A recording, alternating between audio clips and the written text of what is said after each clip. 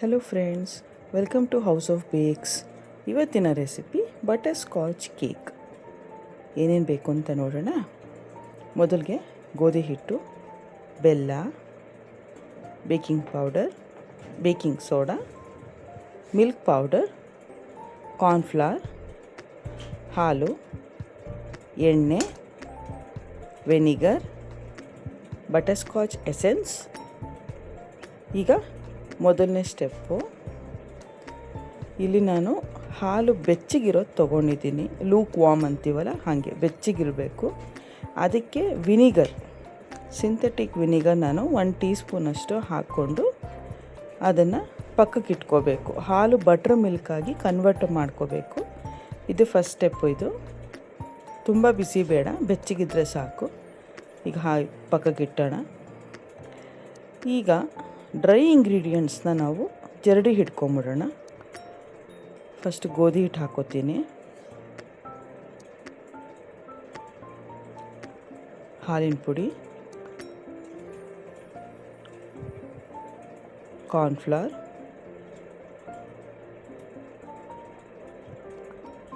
ಮತ್ತು baking powder, baking soda ಎಲ್ಲ dry ಇಂಗ್ರೀಡಿಯೆಂಟ್ಸ್ನೆಲ್ಲ ಹಾಕ್ಕೊಂಡು ನೀಟಾಗಿ ಇದನ್ನು ನಾವು ಜರಡಿ ಹಿಡ್ಕೋಬೇಕು. ಗೋಧಿ ಹಿಟ್ಟಲ್ಲಿ ಮಾಡ್ತಿರೋದ್ರಿಂದ ನಮಗದು 2 ಸಲ ಜರಡಿ ಹಿಡಿದ್ರೆ ಭಾಳ ಒಳ್ಳೆಯದು. ಆವಾಗ ನಮಗೆ ತುಂಬ ಸ್ಪಾಂಜಿಯಾಗಿ ಬರುತ್ತೆ ಕೇಕು. ಯಾರೂ ಹೇಳೋಕ್ಕಾಗಲ್ಲ ಅದು ನಾವು ಗೋಧಿ ಹಿಟ್ಟು ಹಾಕಿ ಮಾಡಿದ್ದೀವಿ ಅಂತ. ಹಾಗಾಗಿ 2 ಸಲ ಮಾಡಿದ್ರೆ ತುಂಬ ಚೆನ್ನಾಗಿ ಬರುತ್ತೆ, ಏರಿಯಾಗಿ ಬರುತ್ತೆ ತುಂಬ ಕೇಕು. ಸೊ ನಾನು ಇಲ್ಲಿ 2 ಸಲ, ಪ್ರತಿ ಸಲ ನಾನು ಕೇಕ್ ಮಾಡುವಾಗಲೂ ಈ ಸ್ಟೆಪ್ ನಾನು ಸ್ಕಿಪ್ ಮಾಡೋದೇ ಇಲ್ಲ. 2 ಸಲ ಜರಡಿ ಹಿಡಿತೀನಿ. ಆಗಿದೆ. ಈಗ ಇದನ್ನು ಪಕ್ಕಕ್ಕೆ ಇಟ್ಕೊಳ್ಳೋಣ. ಇನ್ನೊಂದು ಮಾಮೂಲಿ ಖಾಲಿ ಇದರಲ್ಲಿ ಬೌಲಲ್ಲಿ ಆವಾಗಲೇ ಹಾಲಿಗೆ ವೆನಿಗರ್ ಹಾಕಿದ್ವಲ್ಲ, ಅದು ರೆಡಿ ಇದೆ, ಬಟರ್ ಮಿಲ್ಕ್ ಆಗಿದೆ. ಅದನ್ನು ಫಸ್ಟ್ ಹಾಕ್ಕೊಂಬಿಡೋಣ. ಅದಕ್ಕೆ ಬೆಲ್ಲ ಹಾಕೋತೀನಿ. ಈಗ ಬೆಲ್ಲ ಕರಗೋ ತನಕ ನಾವು ಅದನ್ನು ವಿಸ್ಕ್ ಮಾಡಬೇಕು, ಮಿಕ್ಸ್ ಮಾಡಬೇಕು.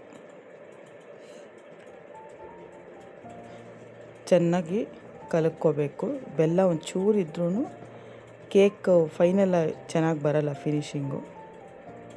ಈಗ ಕರಗಿದೆ. ಈಗ ಇದಕ್ಕೆ ಎಣ್ಣೆ ಹಾಕೋತೀನಿ. ಎಣ್ಣೆ ನಾವೇನು ಮನೇಲಿ ಬಳಸ್ತೀವಿ, ಸನ್ಫ್ಲವರ್ ಆಯಿಲು, ಅದನ್ನೇ ಬಳಸಬೇಕು. ಈಗ ಬಟರ್ ಸ್ಕಾಚ್ ಎಸೆನ್ಸ್, ಇದಿಲ್ಲ ಅಂದರೆ ವೆನಿಲಾ ಎಸೆನ್ಸ್ ಕೂಡ ಹಾಕೋಬೋದು. ಇದೊಂದು 1/2 ಟೀ ಸ್ಪೂನಷ್ಟು ಹಾಕೋತೀನಿ.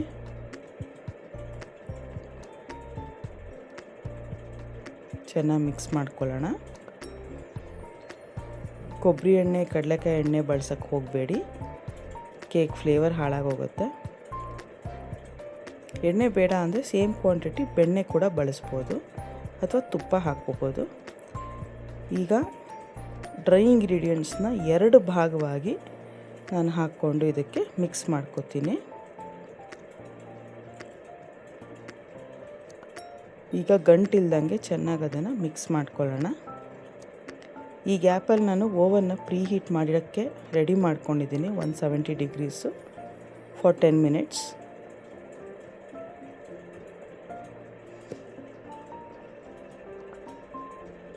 ನೋಡಿ, ನೀಟಾಗಿ ಮಿಕ್ಸ್ ಆಗಿದೆ. ಈಗ ಇದು ಬಟರ್ ಸ್ಕಾಚ್ ಗ್ರಾನ್ಯೂಲ್ಸ್ ಸಿಗುತ್ತೆ ಬೇಕಿಂಗ್ ಸ್ಟೋರ್ಸಲ್ಲಿ. ಅದಕ್ಕೊಂಚೂರು ಗೋಧಿ ಹಿಟ್ಟು 1/4 ಸ್ಪೂನಷ್ಟು ಹಾಕ್ಕೊಂಡು ಅದನ್ನು ನೀಟಾಗಿ ಹಿಂಗೆ ಬೈಂಡ್ ಮಾಡಿಕೊಂಡು ಬ್ಯಾಟರ್ಗೆ ಲಾಸ್ಟಲ್ಲಿ ಹಾಕಬೇಕು. ಆವಾಗ ಅದು ಕೆಳಗಡೆ ಹೋಗಿ ಸಿಂಕ್ ಆಗಲ್ಲ, ನಮ್ಗೆ ಅಲ್ಲಲ್ಲಿ ಮಧ್ಯೆ ಅದು ಬೈಟ್ಸ್ ಸಿಗುತ್ತೆ. ಈಗ ಜಸ್ಟ್ ಕಟ್ ಆ್ಯಂಡ್ ಫೋಲ್ಡ್ ಮೆಥಡಲ್ಲಿ ಇದನ್ನು ಮಿಕ್ಸ್ ಮಾಡ್ಕೊಳ್ಳೋಣ. ಹಿಟ್ಟು ಸ್ವಲ್ಪ ಗಟ್ಟಿಯಾಗಿದೆ ಅಂತ ಅನಿಸುತ್ತೆ ನೋಡಿ. ಇವಾಗ 2 ರಿಂದ 3 ಟೇಬಲ್ ಸ್ಪೂನಷ್ಟು ನೀರು ಹಾಕೋತಾ ಇದ್ದೀನಿ. ನಿಮಗೆ ನೀರು ಬೇಡ ಅಂದರೆ ಹಾಲು ಕೂಡ ಹಾಕ್ಕೋಬೋದು. ಬಟ್ ನೀರು ಹಾಕೋದ್ರಿಂದ ಏನು ಟೇಸ್ಟ್ ಏನೂ ಹಾಳಾಗೋದಿಲ್ಲ, ತುಂಬ ಚೆನ್ನಾಗಿ ಬರುತ್ತೆ. ಈಗ ಒಂದು ಸಲ ನೀಟಾಗಿ ಅದನ್ನು ಮಿಕ್ಸ್ ಮಾಡಿಕೊಂಡು ಕನ್ಸಿಸ್ಟೆನ್ಸಿ ನಮ್ಗೆ ಎಷ್ಟು ಬೇಕೋ ಆ ಥರ ರೆಡಿ ಮಾಡ್ಕೋಬೇಕು.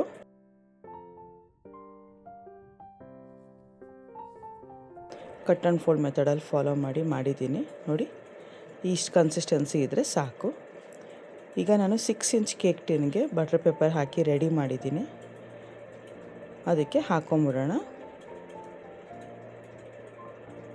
ನಾನು ಆಗಲೇ ಹೇಳ್ದಂಗೆ ಎಣ್ಣೆ ಬೇಡ ಅಂದರೆ ಬೆಣ್ಣೆ ಅಥವಾ ತುಪ್ಪ ಕೂಡ ಸೇಮ್ ಗ್ರಾಮ್ಸಲ್ಲಿ ಹಾಕೋಬೋದು, ಸೇಮ್ ಮೆಜರ್ಮೆಂಟಲ್ಲಿ.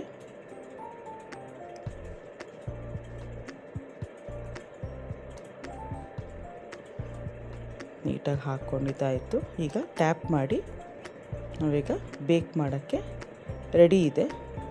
ಹೋಗೋಣ ಬನ್ನಿ. 170 ಪ್ರೀ ಹೀಟ್ ಮಾಡಿದ್ದೀನಿ ನಾನು. ಓಕೆ,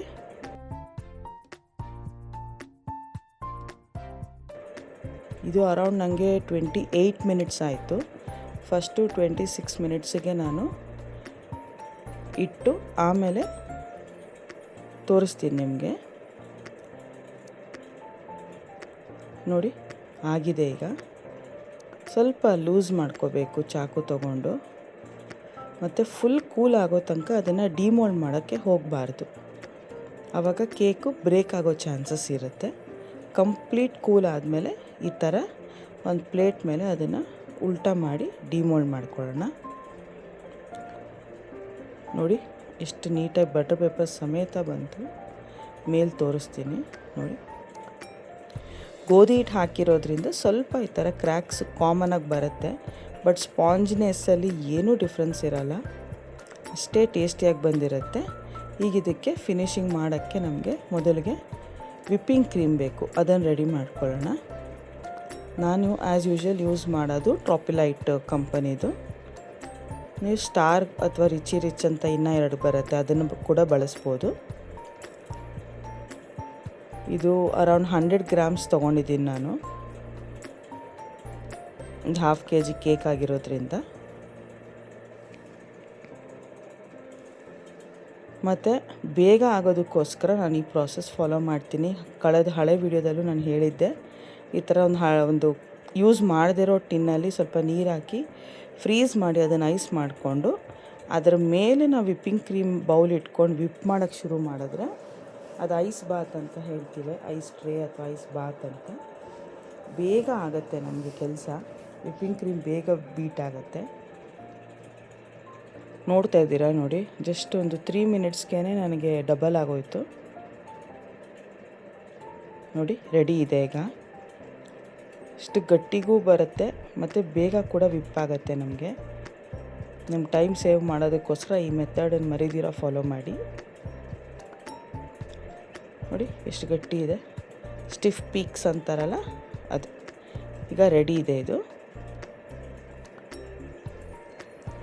ಇದು ಬಟರ್ ಸ್ಕಾಚ್ ಸಿರಪ್ ಅಥವಾ ಕ್ಯಾರಮಲ್ ಸಿರಪ್ ಅಂತಲೂ ಹೇಳ್ತೀವಿ. ಇದು ನಾನು ಮನೇಲೇ ಮಾಡಿದ್ದೀನಿ. ತುಂಬ ಅಂದರೆ ತುಂಬ ಈಸಿ, ಅಷ್ಟು ಕ್ರೀಮಿಯಾಗಿ ರಿಚ್ಚಾಗಿ ಬಂದಿದೆ ಅಂದರೆ ಅಷ್ಟು ಚೆನ್ನಾಗಿ ಬಂತು.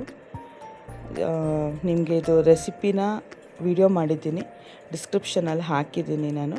ಖಂಡಿತ ಅದನ್ನು ನೋಡಿ ಫಾಲೋ ಮಾಡಿ. ಆದಷ್ಟು ಅಂಗಡಿದು ಅವಾಯ್ಡ್ ಮಾಡೋಣ. ನಾನಿದು ಕೂಲ್ ಆಗೋಕ್ಕೆ ರೆಡಿ ಮಾಡಿ ಇಟ್ಟಿದ್ದೆ, ಕ್ಲಿಂಗ್ ರ್ಯಾಪ್ ಮಾಡಿ, ಸಾಫ್ಟ್ನೆಸ್ ಮೇಂಟೈನ್ ಆಗುತ್ತೆ ಅಂತ. ಈಗ ಟಾಪ್ ಲೇಯರ್ನ ನೀಟಾಗಿ ಎಕ್ಸ್ಟ್ರಾ ಏನಿದೆ ಅದನ್ನು ಕಟ್ ಮಾಡಿ ತೆಗೆದುಬಿಡೋಣ. ನೋಡಿ, ಅದು ಮಧ್ಯದಲ್ಲಿ ಸೀದೋಗಿದೆ ಅಂತ ಅಂದ್ಕೋಬೇಡಿ, ಸೀದಿರೋದಲ್ಲ ಅದು. ಬೆಲ್ಲ ಹಾಕಿರೋದು ಮತ್ತು ಗೋಧಿ ಹಿಟ್ಟಿರೋದ್ರಿಂದ ಕಲರ್ ಬೇಗ ಡಾರ್ಕ್ ಆಗುತ್ತೆ ಅಷ್ಟೇ. ಮತ್ತು ಇದನ್ನು ಡಿವೈಡ್ ಮಾಡೋದಕ್ಕೆ ಫಸ್ಟು ಈ ಥರ ಮಾರ್ಕ್ ಹಾಕ್ಕೊಂಡು ನಾನು ಮುಂಚೆ ತೋರಿಸ್ದಂಗೆ ದಾರದ ಹೆಲ್ಪಿಂದ ಈವನ್ನಾಗಿ ಅದನ್ನು ಕಟ್ ಮಾಡಬೇಕು. ಆವಾಗ ನೀಟಾಗಿ ಕಟ್ಟಾಗತ್ತೆ. ನೋಡಿ, ನಾವು ಚಾಕುನಲ್ಲಿ ಮಾರ್ಕ್ ಹಾಕಿರ್ತೀವಲ್ಲ ಅಲ್ಲಿಗೆ ದಾರನ ಕರೆಕ್ಟಾಗಿ ಅಲೈನ್ ಮಾಡಿ ಆಮೇಲೆ ಅದನ್ನು ಕ್ರಾಸ್ ಮಾಡ್ಕೋಬೇಕು. ಇಂಟು ಮಾರ್ಕ್ ಥರ ಕ್ರಾಸ್ ಮಾಡಿಕೊಂಡು ಎರಡೂ ಕೈಯಿಂದ ಎರಡೂ ಕಡೆ ನೀಟಾಗಿ ಹಿಂಗೆ ಎಳೆದ್ಬಿಟ್ರೆ ದಾರ ಆವಾಗ ನೀಟಾಗಿ ಆಚೆ ಬಂದುಬಿಡುತ್ತೆ. ನೋಡಿ ನೋಡಿ ಎಷ್ಟು ನೀಟಾಗಿ ಕಟ್ಟಾಯಿತು, ಅನ್ಇವನ್ ಇಲ್ಲ, ನೀಟಾಗಿದೆ, ಎಷ್ಟು ಸ್ಪಾಂಜಿಯಾಗಿದೆ ನೋಡಿ, ಗೊತ್ತಾಗತ್ತೆ ಅಲ್ಲ. ಇದು ಕಸ್ಟಮರ್ದು ಬರ್ಡೇ ಕೇಕ್ ಆರ್ಡ್ರ್ ಇದ್ದಿದ್ದರಿಂದ ನಾನು ಡೈರೆಕ್ಟಾಗಿ ಕೇಕ್ ಬೋರ್ಡ್ ಮೇಲೆ ಅದನ್ನು ಅಸೆಂಬಲ್ ಮಾಡ್ತೀನಿ. ಮೊದಲಿಗೆ ತಳಗಡೆ ಸ್ವಲ್ಪ ವಿಪ್ಪಿಂಗ್ ಕ್ರೀಮ್ ಅಪ್ಲೈ ಮಾಡ್ಕೋತೀನಿ, ಜಸ್ಟ್ ಅದು ಸ್ಲಿಪ್ ಆಗಬಾರ್ದು ಅನ್ನೋಕ್ಕೋಸ್ಕರ ಅಷ್ಟೇ. ಮೇಲ್ಗಡೆ ಲೇಯರ್ ಕಟ್ ಮಾಡಿರೋದನ್ನು ನಾನು ತಳಗಡೆಗೆ ಇಡ್ತಾ ಇದ್ದೀನಿ, ಯಾಕೆಂದರೆ ಅದನ್ನು ಕ್ರೀಮಲ್ಲಿ ನಾವು ಕವರ್ ಮಾಡ್ತೀವಿ ಅದಕ್ಕೋಸ್ಕರ. ಮತ್ತೀಗ ಸೋಕ್ ಮಾಡೋಕ್ಕೋಸ್ಕರ ಶುಗರ್ ಸಿರಪ್ ಬದಲು ನಾನು ಬಟರ್ ಸ್ಕಾಚ್ ಕ್ರಷನ್ನು ಯೂಸ್ ಮಾಡ್ತಾಯಿದ್ದೀನಿ, ಮಾಲಾ ಬ್ರ್ಯಾಂಡದು. ನೀವು ಇದ್ರ ಜೊತೆಗೆ ಶುಗರ್ ಸಿರಪ್ಪು ಇದು ಬೇಡ ನಾನು ತರಲ್ಲ ಅಂದರೆ ಶುಗರ್ ಸಿರಪ್ಪು ಹಾಕ್ಕೋಬೋದು. ಬಟರ್ ಸ್ಕಾಚ್ ಕ್ರಷ್ ಹಾಕಿದ್ರೆ ಇನ್ನೊಂಚೂರು ಎಕ್ಸ್ಟ್ರಾ ಫ್ಲೇವರ್ ಕೊಡುತ್ತೆ. ಇದಕ್ಕೊಂದು 2 ಸ್ಪೂನಷ್ಟು ನೀರು ಹಾಕ್ಕೊಂಬಿಟ್ಟು ನಾವು ಅದನ್ನು ಬ್ರಷ್ ಥ್ರೂ ಹೆಲ್ಪಿಂದ ಅದನ್ನು ನೀಟಾಗಿ ಸೋಕ್ ಮಾಡ್ಕೊಳ್ಳೋಣ ಕೇಕನ್ನು. ಇವಾಗ ಇದು ತುಂಬ ಟೇಸ್ಟಿ ಇರುತ್ತೆ, ತುಂಬ ಎಕ್ಸ್ಟ್ರಾ ಫ್ಲೇವರು ಟೇಸ್ಟು ಕೊಡುತ್ತೆ. ಆದಷ್ಟು ಇದನ್ನು ತಂದೆ ಹಾಕಿ ಟ್ರೈ ಮಾಡಿ ಫ್ರೆಂಡ್ಸ್. ನೋಡಿ ನೀಟಾಗಿ ಇದನ್ನು ಫುಲ್ ಕೇಕ್ ಅದನ್ನು ಸ್ಪ್ರೆಡ್ ಮಾಡ್ಕೋಬೇಕು. ನೋಡಿ ಈಗ 1 ಲೇಯರ್ ಆಫ್ ಕ್ರೀಮ್ನ ನಾವು ಅಪ್ಲೈ ಮಾಡ್ಕೊಂಬಿಡೋಣ. ಅದಕ್ಕೂ ಮುಂಚೆ ಏನು ವೈಟ್ ಕ್ರೀಮ್ ಏನು ನಾವು ವಿಪ್ ಮಾಡ್ಕೊಂಡಿದ್ವಲ್ಲ ಅದಕ್ಕೆ ನಾವು ಒಂಚೂರು ಟೇಸ್ಟ್ ಕೊಡೋದಕ್ಕೋಸ್ಕರ ನಾನೇನು ಮಾಡ್ತೀನಿ ಅಂದರೆ, ನಾವು ಬಟರ್ ಸ್ಕಾಚದು ಸಿರಪ್ ತೋರಿಸಿದ್ನಲ್ಲ ಆವಾಗಲೇ, ಕ್ಯಾರಮಲ್ ಸಿರಪ್ಪು, ಅದನ್ನು ಒಂದು 2ರಿಂದ 3 ಸ್ಪೂನಷ್ಟು ಆ ವಿಪ್ಪಿಂಗ್ ಕ್ರೀಮ್ಗೆ ಹಾಕ್ಕೊಂಡು ಅದನ್ನು ಒಂದು ಸಲ ನಾನು ಬೀಟ್ ಮಾಡ್ಕೋತೀನಿ. ಬೀಟ್ ಮಾಡಿಕೊಂಡಾಗ ಇವನ್ನ ಮಿಕ್ಸ್ ಆಗುತ್ತೆ, ಬ್ಲೆಂಡ್ ಆಗುತ್ತೆ. ಸ್ಪ್ಯಾಟುಲಲ್ಲಿ ಮಿಕ್ಸ್ ಮಾಡಿದ್ರೆ ಅಷ್ಟು ನೀಟಾಗಿ ಮಿಕ್ಸ್ ಆಗೋಲ್ಲ, ಅದಕ್ಕೋಸ್ಕರ. ನೋಡಿ ಗೊತ್ತಾಗ್ತಿದೆಯಾ? ವೈಟ್ ಇದ್ದಿದ್ದು ಒಂಚೂರು ಕಲರ್ ಲೈಟು ಬ್ರೌನಿಷ್ ಆಗಿ ಚೇಂಜ್ ಆಗಿದೆ. ಅಲ್ಲಿ ಗೊತ್ತಾಗ್ತಿದೆಯಲ್ಲೋ ಗೊತ್ತಿಲ್ಲ ಕ್ಯಾಮ್ರಾಗೆ, ನಿಮಗೆ ಸ್ವಲ್ಪ ಚೇಂಜ್ ಆಗಿದೆ. ಅದು ಟೇಸ್ಟ್ ಕೂಡ ತುಂಬ ಚೆನ್ನಾಗಿರುತ್ತೆ. ಬಟರ್ ಸ್ಕಾಚ್ ಕೇಕ್ಸ್ಗೆ ಆ ಥರ ಮಾಡಿಕೊಂಡ್ರೆ ಎಕ್ಸ್ಟ್ರಾ ಫ್ಲೇವರ್ ಕೊಟ್ಟಂಗೆ ಆಗುತ್ತೆ ನಮ್ಮ ಕಸ್ಟಮರ್ಸ್ಗೆ. ಈಗ ಒಂದೊಂದು ಲೇಯರು ಇಟ್ಟು ನಾವು ಕ್ರೀಮನ್ನು ಸ್ಪ್ರೆಡ್ ಮಾಡ್ತಾ ಬರೋಣ.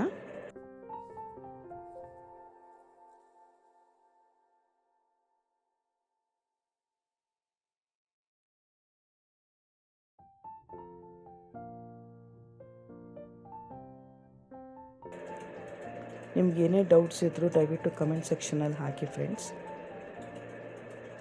ನಾನು ಅದನ್ನು ನನಗೆ ತಿಳಿದಿರೋ ಮಟ್ಟಿಗೆ ಕ್ಲಾರಿಫೈ ಮಾಡೋಕ್ಕೆ ಪ್ರಯತ್ನ ಪಡ್ತೀನಿ. ದಯವಿಟ್ಟು ವಿಡಿಯೋನ ಲೈಕ್ ಮಾಡಿ, ಶೇರ್ ಮಾಡಿ, ಸಬ್ಸ್ಕ್ರೈಬ್ ಮಾಡೋದನ್ನು ಮರಿಬೇಡಿ, ಮೋಟಿವೇಟ್ ಮಾಡಿ. ಈಗ 1 ಲೇಯರ್ ಕ್ರೀಮ್ ಅಪ್ಲೈ ಮಾಡಿದ್ದಾಗಿದೆ. ಇದ್ರ ಮೇಲೆ ಏನು ಬಟರ್ ಸ್ಕಾಚ್ ಸಾಸ್ ಇದೆಯಲ್ಲ ಅದನ್ನು ಕೂಡ ನಾನು ಸ್ಪ್ರೆಡ್ ಮಾಡ್ಕೋತಾ ಇದ್ದೀನಿ.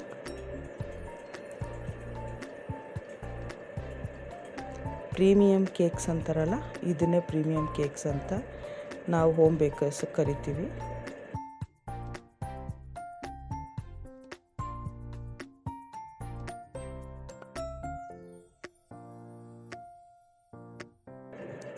ನೀಟಾಗಿ ಅದನ್ನು ಸ್ಪ್ರೆಡ್ ಮಾಡ್ಕೊಂಬಿಡೋಣ.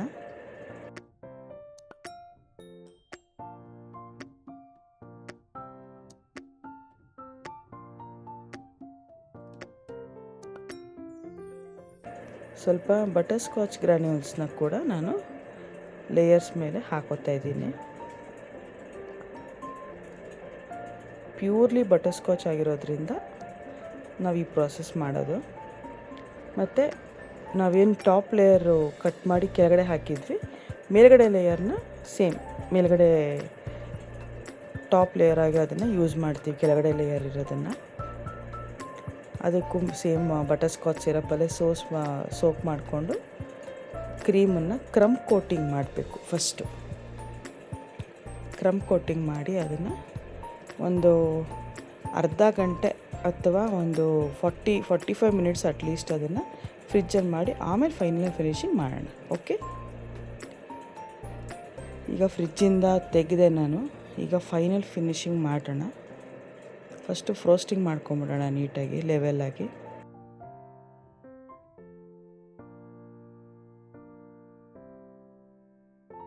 ಎಕ್ಸ್ಟ್ರಾ ಎಲ್ಲ ಸ್ವಲ್ಪ ಸ್ಪ್ರೆಡ್ ಮಾಡಿಕೊಂಡು ಆಮೇಲೆ ಈ ಥರ ಪ್ಯಾಲೆಟ್ ತೊಗೊಂಡು ನೀಟಾಗಿ ಅದನ್ನು ಲೆವೆಲ್ಲಾಗಿ ಮಾಡೋದು. ಇದೆಲ್ಲ ಬೇಸಿಕ್ ಟೂಲ್ಸು, ಇದೆಲ್ಲ ಬೇಕರ್ಸ್ ಅಂದಮೇಲೆ ಇಟ್ಕೋಬೇಕಾಗತ್ತೆ. ತುಂಬ ಹೆಲ್ಪ್ ಆಗುತ್ತೆ ಬೇಕರ್ಸ್ಗೆ. ನೋಡಿ, ಶಾರ್ಪ್ ಎಡ್ಜಸ್ ಅಂತಾರಲ್ಲ ಅದು ಬರುತ್ತೆ ನಮಗೆ ಈ ಥರ ಟೂಲ್ಸ್ ಇದ್ದಾಗ. ಇಲ್ಲ ಅಂದರೆ ನೀವು ಅದನ್ನು ಕಾರ್ಡ್ ಯೂಸ್ ಮಾಡ್ಬೋದು. ಈಗ ಈ ಥರ ಡಿಸೈನ್ದು ಬರುತ್ತೆ ಒಂದು, ಅದನ್ನು ಯೂಸ್ ಮಾಡಿ ಸೈಡಲ್ಲಿ ಪ್ಲೈನ್ ಇದೆಯಲ್ಲ ಅದ್ರ ಬದಲು ನಾನು ಈ ಥರ ಒಂದು ಡಿಸೈನ್ ಮಾಡ್ತೀನಿ. ಡಿಸೈನ್ಸು ಟಾಪಿಂಗ್ಸು ಎಲ್ಲ ಕಂಪ್ಲೀಟ್ಲಿ ಆಪ್ಷನಲ್ಲಿದೆ. ನಿಮ್ಮ ಕಸ್ಟಮರ್ ರಿಕ್ವೈರ್ಮೆಂಟ್ ಪ್ರಕಾರ ನೀವು ಮಾಡ್ಕೋಬೋದು. ನೋಡಿ ಈ ಥರ ಒಂದು ಡಿಸೈನ್ ಬರುತ್ತೆ ಅಷ್ಟೇ.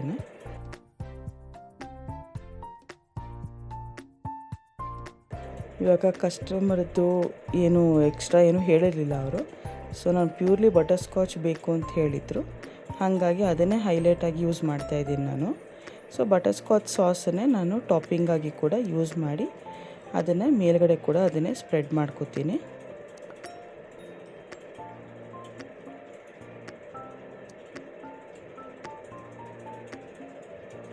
ಸ್ವಲ್ಪ ಎಕ್ಸ್ಟ್ರಾ ಹಾಕಿದ್ದೀನಿ, ಏಕೆಂದರೆ ಸೈಡಲ್ಲಿ ಸ್ವಲ್ಪ ಡ್ರಾಪ್ ಆಗಲಿ, ಡ್ರಾಪ್ಲೆಟ್ಸ್ ಥರ ಬರಲಿ ಅಂತ ಎಕ್ಸ್ಟ್ರಾ ಹಾಕ್ಕೊಂಡು ಈ ಥರ ಒಂದು ಸ್ಕ್ರಿಲ್ಲು ಡಿಸೈನ್ ಮಾಡ್ತೀನಿ ಅಷ್ಟೇ. ಆಯ್ತು, ಈಗ ಆಲ್ಮೋಸ್ಟ್ ರೆಡಿ ಇದೆ. ಇವಾಗ ಒಂದು ಪೈಪಿಂಗ್ ಬ್ಯಾಗ್ಗೆ ನಾನು ಮತ್ತೆ ಸೇಮ್ ಅದೇ ವಿಪ್ಪಿಂಗ್ ಕ್ರೀಮ್ನ ಫಿಲಪ್ ಮಾಡ್ಕೊಂಡಿದ್ದೀನಿ. ಒಂದು ಸ್ಟಾರ್ ನಾಜಲ್ ತೊಗೊಂಡು ನೀವು ಯಾವ ಥರ ಡಿಸೈನ್ ಬೇಕೋ ನೀವು ಆ ಥರ ಲೇಸು, ಫ್ಲವರು, ಹಾರ್ಟ್ ಶೇಪು ಯಾವ ಥರ ಬೇಕಾದ್ರೂ ನೀವು ಮಾಡ್ಬೋದು.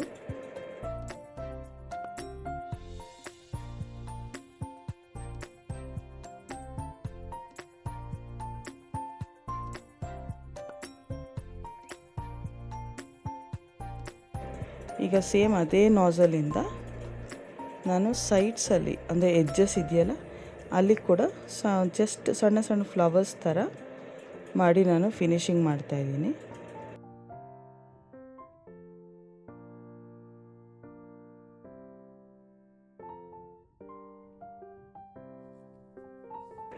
ನೋಡಿ ಕಾಣ್ತಿದೆಯಾ, ಎಷ್ಟು ಕ್ಯೂಟಾಗಿ ಬಂದಿದೆ ಅಲ್ಲ.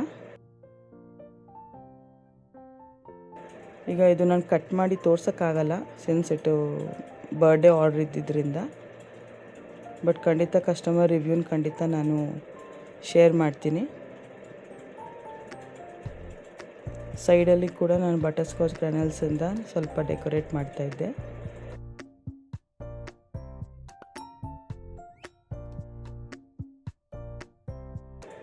ಮೇಲ್ಗಡೆ ಮತ್ತು ಸೈಡಲ್ಲಿ ಸ್ವಲ್ಪ ಹಾಕಿದ್ದೀನಿ ನಾನು ಬಟರ್ ಸ್ಕಾಚ್ ಗ್ರ್ಯಾನಲ್ಸ್ನ.